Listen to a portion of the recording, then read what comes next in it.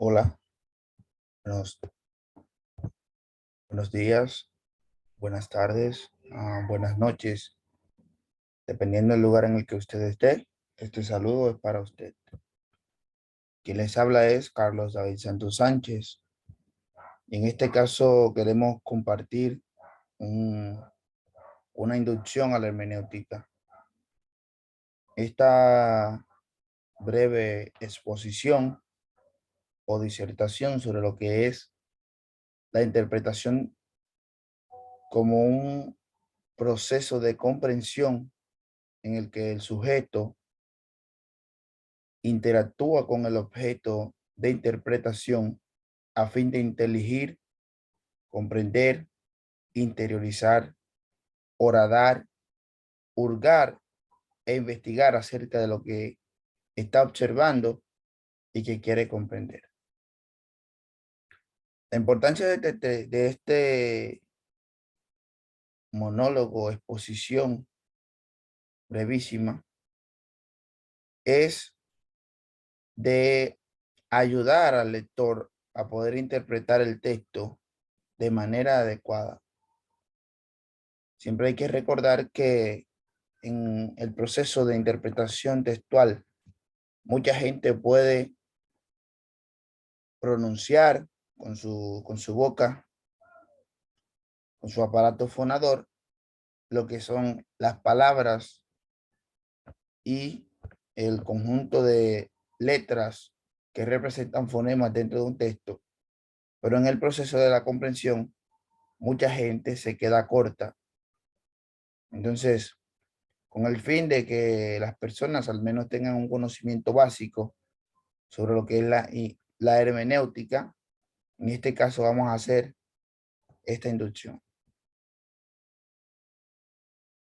El propósito de esta exposición sobre lo que es la inducción a la hermenéutica tiene como fin presentar lo que es la interpretación textual, definir la hermenéutica como un método de interpretación, el texto como un universo de significación de cara al sujeto, cimentado en lo que es la interpretación y la recepción de Wolfgang Isser. De igual manera, los elementos que intervienen en una interpretación correcta, así de forma tácita, no profundizando tanto, puesto que esta es al menos como una pequeñísima introducción. El proceso de comprensión es, en primera instancia, el elemento más importante para poder inteligir el significado de un texto. En este proceso intervienen elementos mentales como son, en primera instancia, los sentidos, las capacidades cognitivas del sujeto que interpreta o lector, y de igual manera lo que son las aptitudes del lector para poder comprender lo que está presenciando en primera instancia. En este caso vemos en pantalla una imagen en la que unos niños llevan cargado con una vara de bambú un galón. Observando a los niños, podemos ver que lo que cargan es algo muy parecido al combustible, parecido al petróleo, o tal vez podría ser gasoil. Los niños representan un estado físico de agotamiento, revelan una ropa sucia y se ve que la edad en la que se encuentran es una edad promediable entre los 8 y los 12 años de edad. Se observan los tanques y detrás, allá en el fondo, se puede vislumbrar un barco.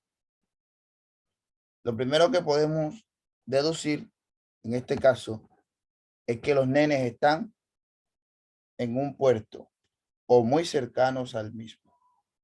Lo segundo es que en el contexto en el que están, se está permitiendo la violación de derechos fundamentales del niño y a su vez fomentan la erradicación de la práctica del trabajo infantil. Esto por esa parte. Pero yéndonos un poquito más profundos, podríamos entonces cuestionar, ¿dónde están los padres de esos niños? ¿Será que los niños son huérfanos? ¿O será que estos pequeños se encuentran siendo maltratados y abusados por sus propios padres que les envían a trabajar? Segundo, ¿por qué están trabajando? ¿En qué horario estudian los niños? ¿Será que estudian? Tercero, ¿cuál es el cuidado que tienen las autoridades de ese lugar frente al trabajo infantil? Y yendo así de manera rápida, podemos ver que la interpretación implica un proceso de concentración, de observación crítica, de cuestionar lo que se observa. De modo que no solamente en la interpretación se visualizan los textos solamente, sino todo. Esta segunda imagen que tenemos acá presenta un conjunto de animales. La interpretación necesita, amerita que el lector o el interpretador o el crítico tenga una visión afinada, una visión atinada, una visión que contraste, que sea ágil, una perspicacia para poder comprender lo que está mirando. Acá podemos ver un burro, podemos ver un perro, un gato, un ratón. Podemos vislumbrar una serpiente en la cola acá del elefante, un mosquito en el muslo trasero, una icotea, un pez, un tiburón, un cocodrilo.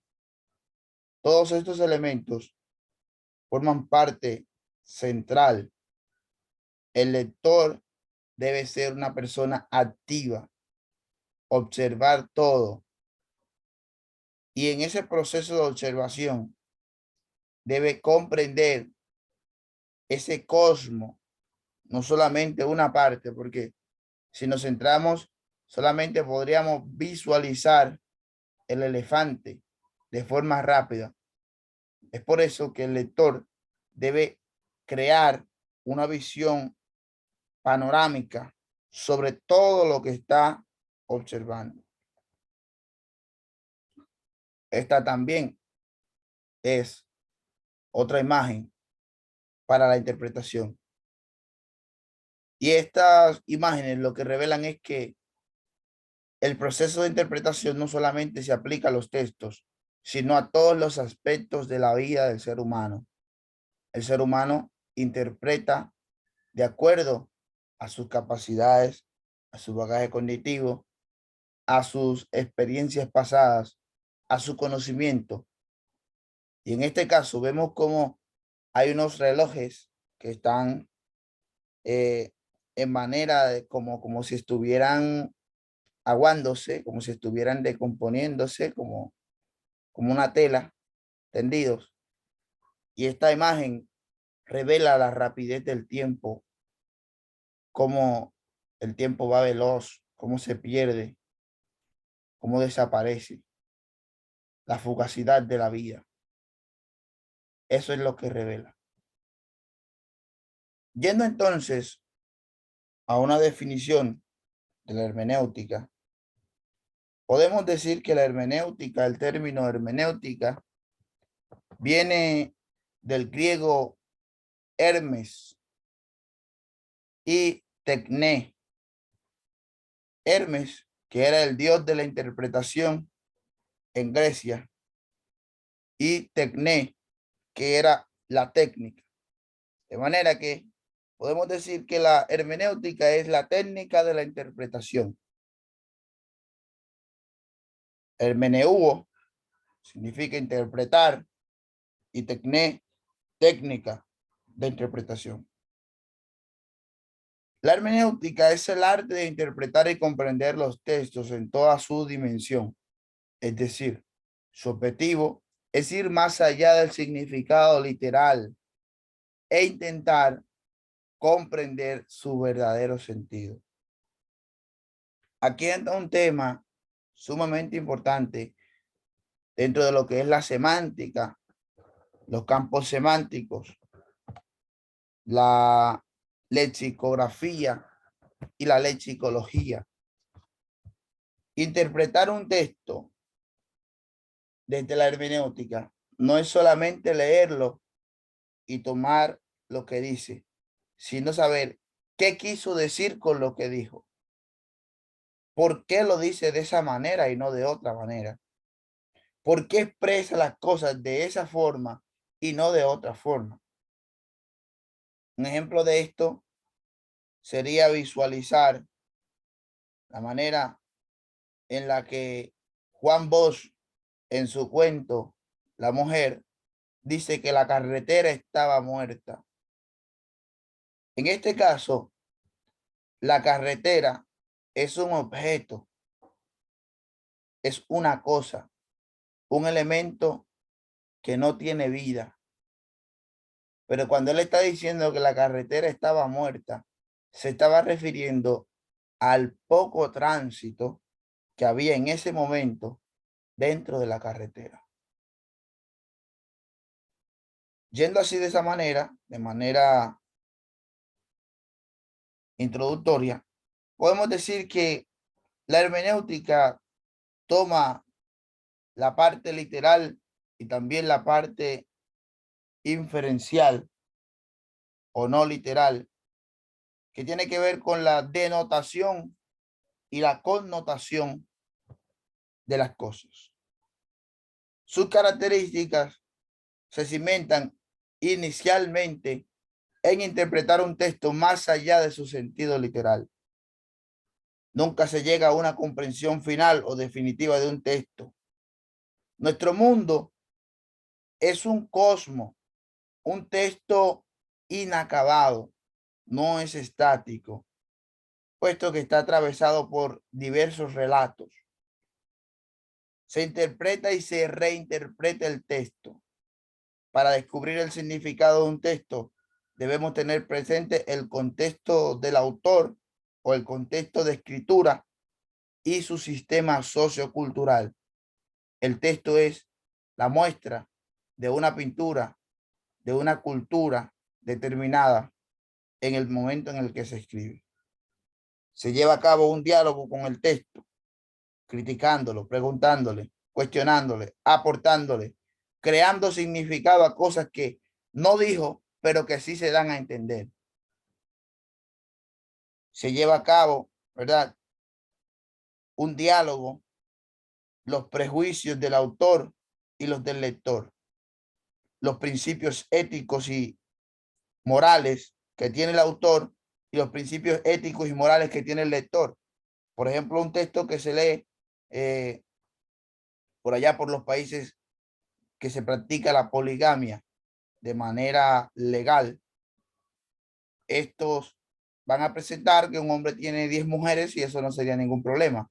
Pero en el contexto de los americanos que no practican la poligamia, sí sería un tema ético y moral en el que ellos van a considerar que eso está mal, que no está correcto, que el hombre tenía varias mujeres y demás.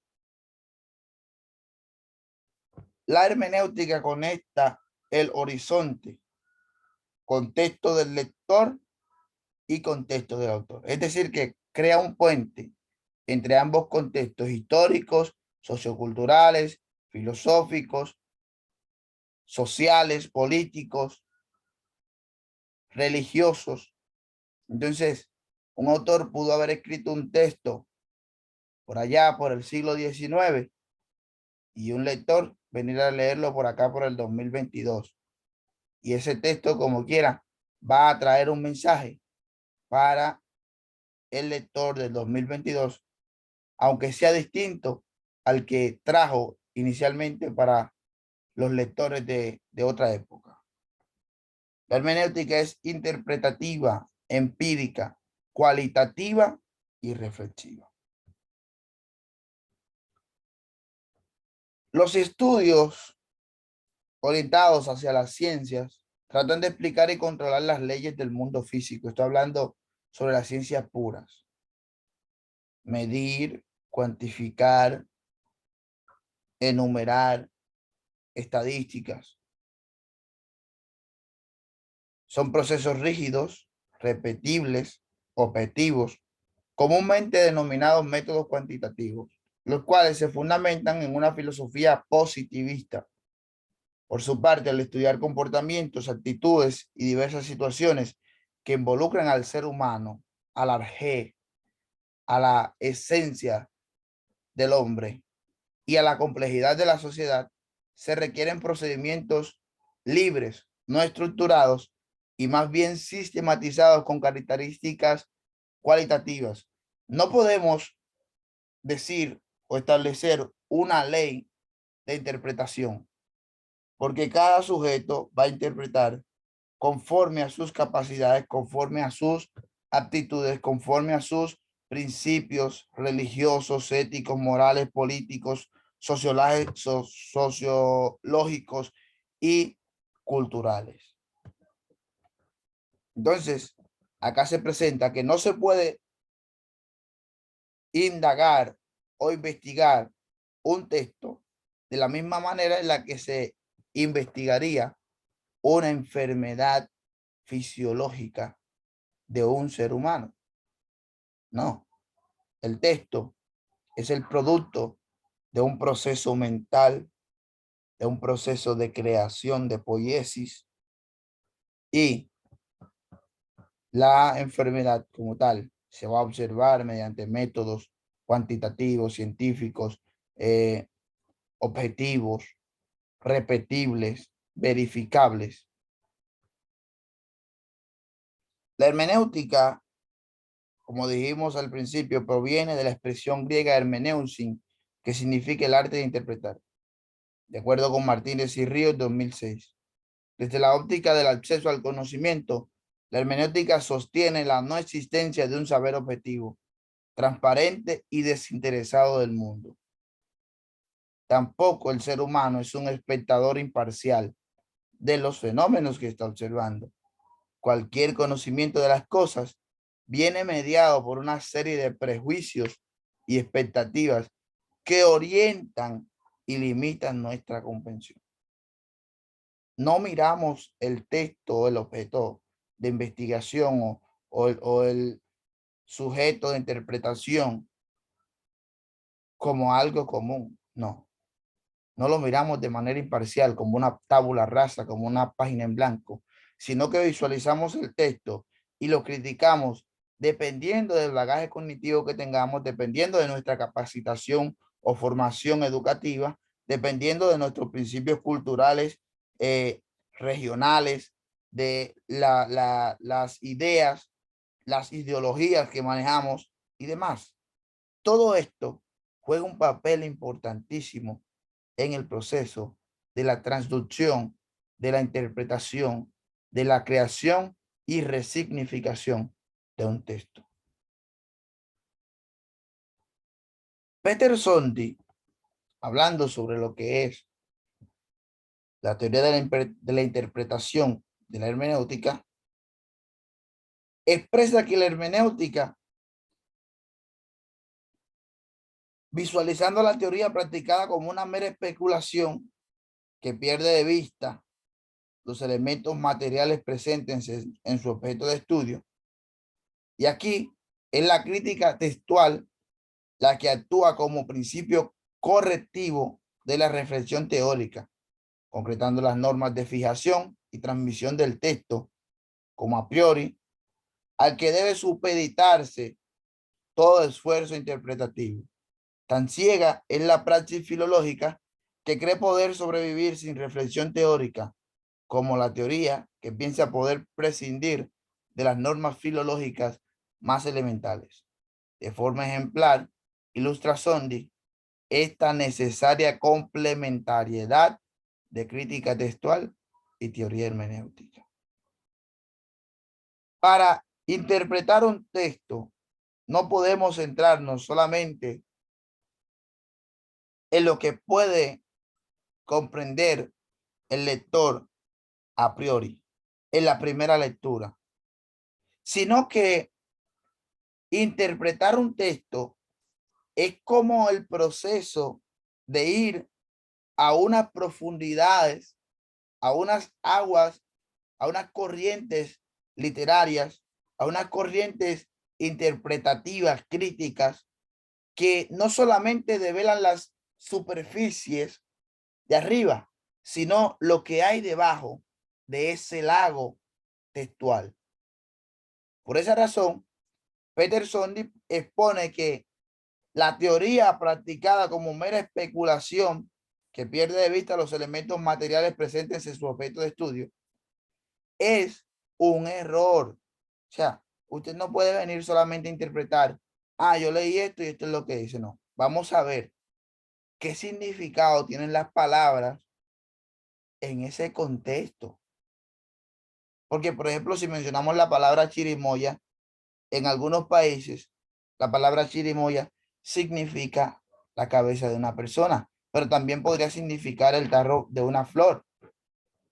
Entonces, todo eso implica en la concepción de un significado más apegado a lo que son las intenciones del escritor y también luego a la póstuma e exégesis que ha de hacer el lector como tal.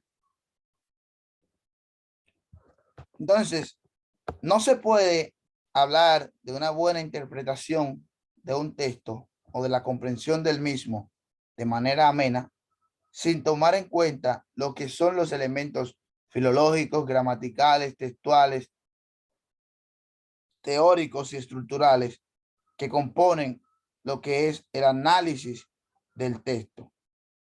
Tanto las significaciones, sinonimias, antonimias, comprender la estructura de la lengua, la sintaxis, la gramática, todo eso implica para poder entender y resignificar un texto. Entonces acá tenemos que en primer lugar, al leer un texto entra lo que es la sospecha ideológica. Las ideologías son un conjunto de ideas que son asimiladas como correctas por un grupo de personas. Este conjunto de ideas constituyen un edificio o erigen un conjunto de principios que la persona sustenta. Cuando leemos, entonces eso nos acompaña y nosotros vamos leyendo conforme a lo que pensamos y creemos.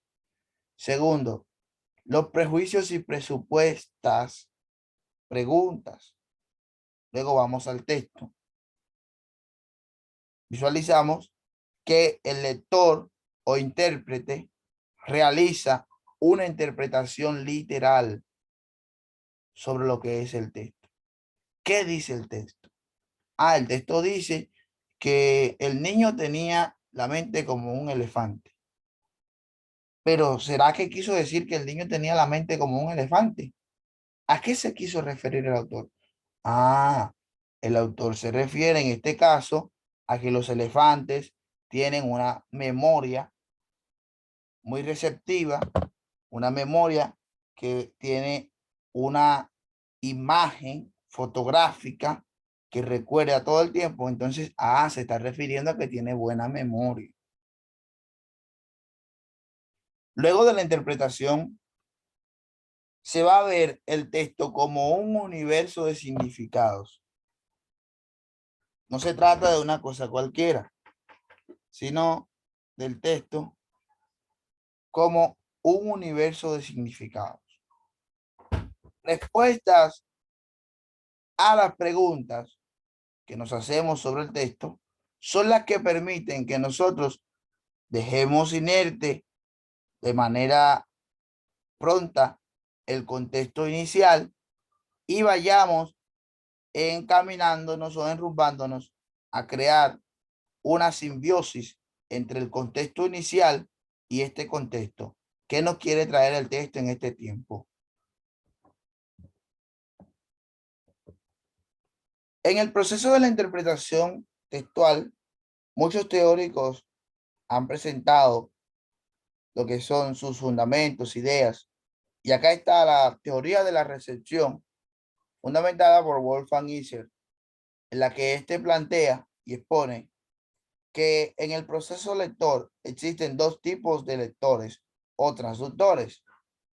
El primer lector es el lector pasivo, un lector que no pregunta al texto, que no cuestiona, que no indaga, que no critica la formación del discurso, que no identifica lo que son las secuencias discursivas, que no logra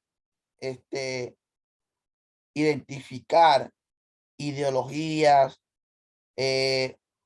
principios, puntos de persuasión, argumentos válidos e inválidos, falacias dentro del texto. Luego, en contraste, viene el texto, el lector activo, que es el lector que sí critica, que sí analiza, que sí cuestiona, que sí aporta a la construcción del significado del texto y que al final termina dando más importancia a lo que es una interpretación que aterriza en su actualidad. De igual manera, Wolfgang Isser y sus compañeros plantearon que en el proceso de lectura sería el texto como un cartel tendido en el piso y el lector sería como un niño al que le pintan los pies con alguna témpera para ponerlo a caminar sobre el cartel. Cuando el niño termina de caminar en el cartel, habrán marcas, habrán rasgos y esa es la misma dinámica que se hace cuando se está leyendo. El lector va poniendo su experiencia, va poniendo sus principios dentro de la interpretación. Si, por ejemplo, se está hablando de una persecución, un policía podría entender de forma más rápida el tema de la persecución porque conoce los elementos que intervienen en este proceso. Ahora bien, otra persona tendría tal vez más dificultad para poderlo comprender. De igual manera, un doctor, cuando se está hablando de medicina, podría entender mejor una narración en la que se está contando una operación sobre una parte del cuerpo, algún órgano determinado. Sin embargo, otro lector pasaría tal vez de manera rápida esto por desapercibido como un proceso común y no investigaría. Pero el lector activo sí investigaría y entraría en el contexto, se viviría la imagen, viviría el momento, se centraría en los personajes y así sucesivamente. Dentro de este proceso podemos ver que los filósofos empezaron a criticar la postura de la hermenéutica inicial o la tradicional, que solamente se centraba en interpretar textos sacros. Luego, estos textos con el estructuralismo llegan a ser visualizados como necesarios para ser interpretados también, no solamente en los textos sacros, sino dentro de todo lo que es la producción textual. Entonces ya todos los textos comienzan a ser interpretados de manera correcta con la hermenéutica, haciendo exégesis e eisegesis. Este proceso implicó que otros filósofos, como es el caso de Schleiermacher, planteando los fundamentos de la fenomenología, el filósofo Edmund Husserl, la fenomenología tiene como fin el estudio de los fenómenos, entendiendo por fenómenos la experiencia de la conciencia, lo que está inmediatamente presente en la conciencia, sin prejuicios y sin preconcepciones. Esta hermenéutica, como tal, tiene principios en centrarse en una interpretación no solamente del texto, sino de acciones de personas, de el ser como tal. Esta fenomenología ya comienza a visualizar desde una postura psicoanalítica, psicológica, crítica, no solamente los textos, sino todo lo que rodea al ser humano. Entonces, ahí entran las concepciones de el mundo que le rodea al hombre, el cosmos, los elementos principales, como por ejemplo el calor, la temperatura, la visión, todo lo que el hombre ve, toca, siente y experimenta está en posibilidad de ser interpretado de la hermenéutica y la fenomenología. Entonces acá tenemos el formalismo ruso, que designa un movimiento intelectual que marca el nacimiento de la teoría literaria y de la crítica literaria como disciplinas autónomas y que también tuvo su influencia en la evolución de los estudios lingüísticos. El formalismo ruso lo que plantea es que hay una manera de interpretar dependiendo la tipología de texto que se tenga. Por ejemplo, para interpretar un texto de Marcio Belón Magiolo, que es un texto literario, una narración o un poema, es necesario utilizar herramientas de interpretación literaria. Ahora bien, para interpretar un ensayo que no sea literario, solamente sería preciso hacer uso del juicio común, tomar un diccionario por si hay palabras que no entendemos y criticar la misma. En esencia, el texto literario entra en el campo denotativo en la mayoría de los casos y el texto no literario, por lo general, entra dentro de lo que es el lenguaje objetivo y no dentro de lo subjetivo o que entra en tela de interpretación. La historiología contextual. Identificar, ¿verdad?, el contexto histórico del texto que se está leyendo es sumamente importante porque aunque el autor utilice la ficción para expresar realidades, al final ese contexto estará presente dentro del texto. La filología, para estudiar la evolución de las palabras, es sumamente importante. ¿Por qué? Porque hay palabras que inicialmente significaron una cosa, pero que dentro del momento en el que el lector está leyendo tienen otro significado y por eso es necesario hacer una filología, ¿verdad? Un análisis filológico del texto que se está leyendo. La etnografía, la cultura es algo muy importante dentro de la interpretación textual. Por eso tenemos que tomar en cuenta, por ejemplo, no es lo mismo un texto escrito en África, que tienen una cultura muy distinta, a un texto escrito en España, porque al final tienen culturas distintas, creencias distintas, fundamentos éticos y morales muy distintos, y por eso es necesario conocer a qué etnia, a qué grupo, a qué pigmento racial, todo eso juega un papel importantísimo en la interpretación. La etnografía es la ciencia que estudia, la hermenéutica es la ciencia que estudia los textos escritos y en ellos la estructura y la evolución de una lengua y su desarrollo histórico y literario, así como la literatura y la cultura de un pueblo o grupo de pueblos que los han producido.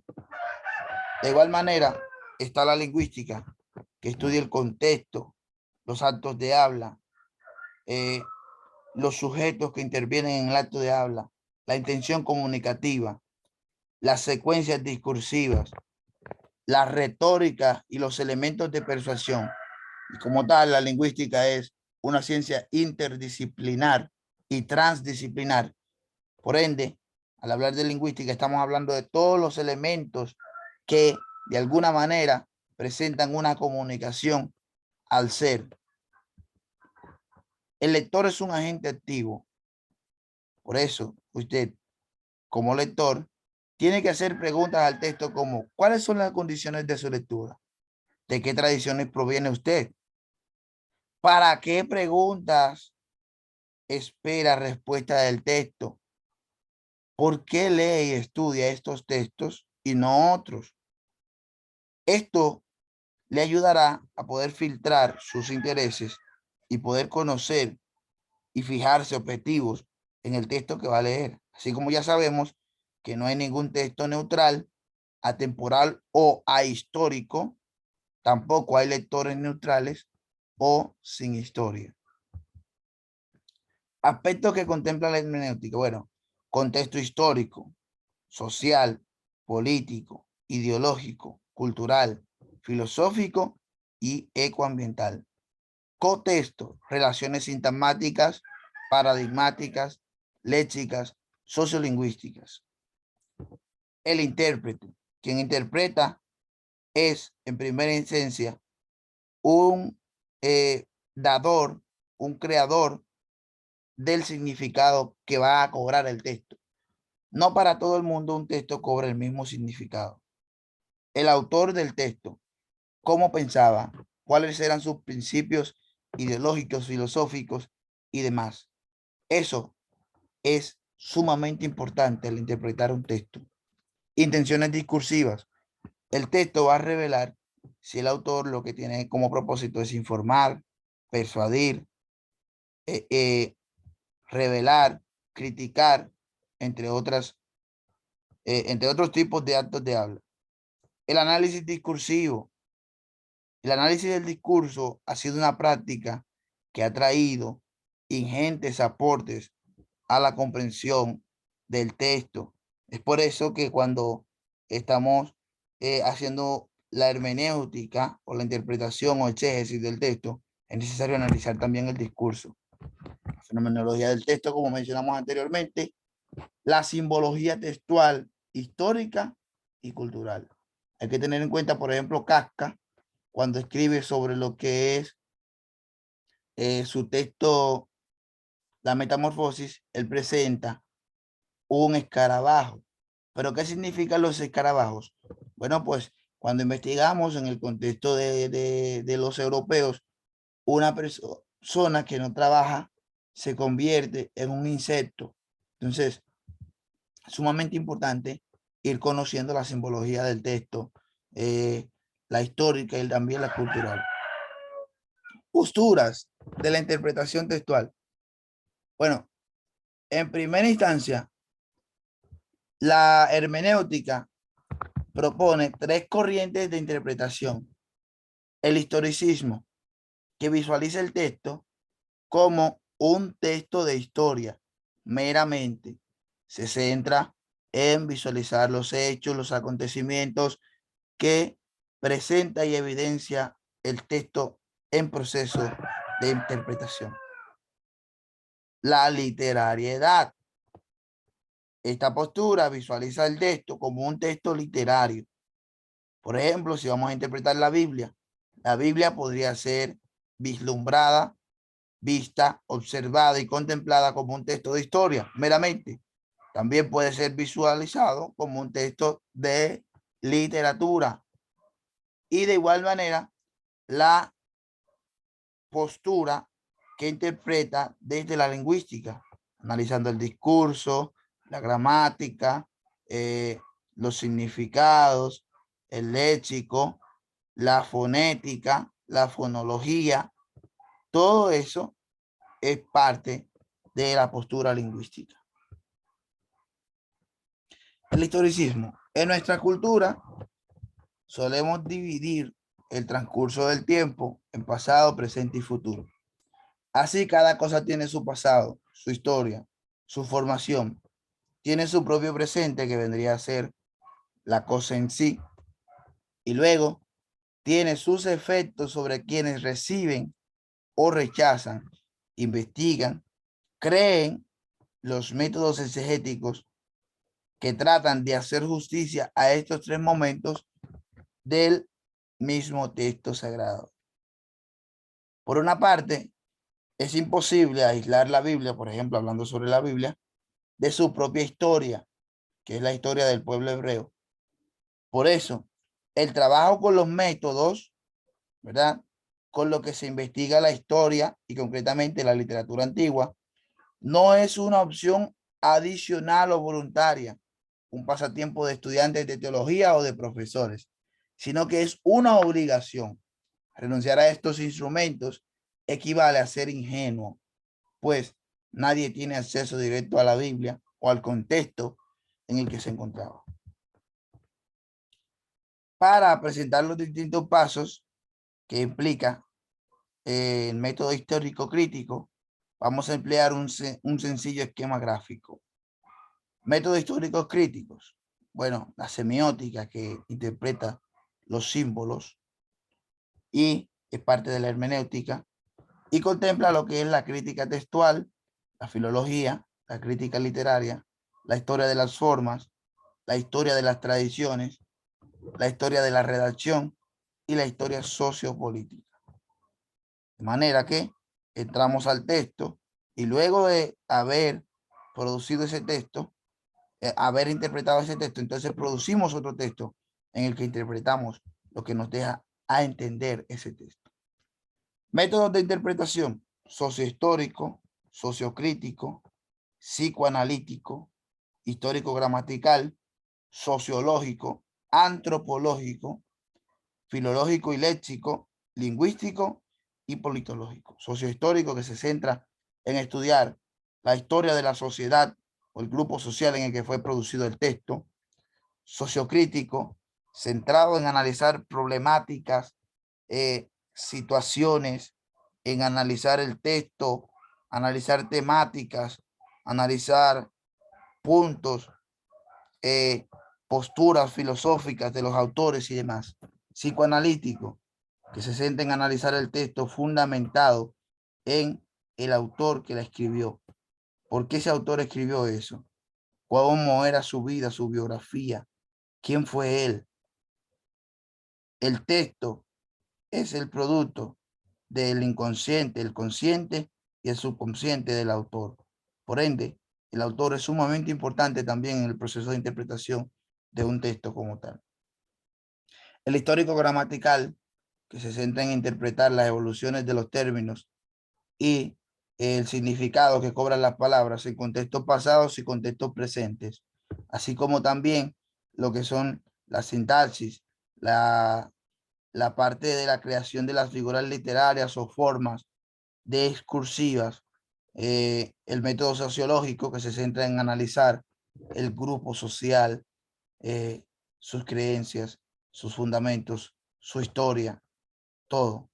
El antropológico que se centra en vislumbrar o analizar el hombre dentro del texto. Filológico y léxico, ya lo mencionamos anteriormente.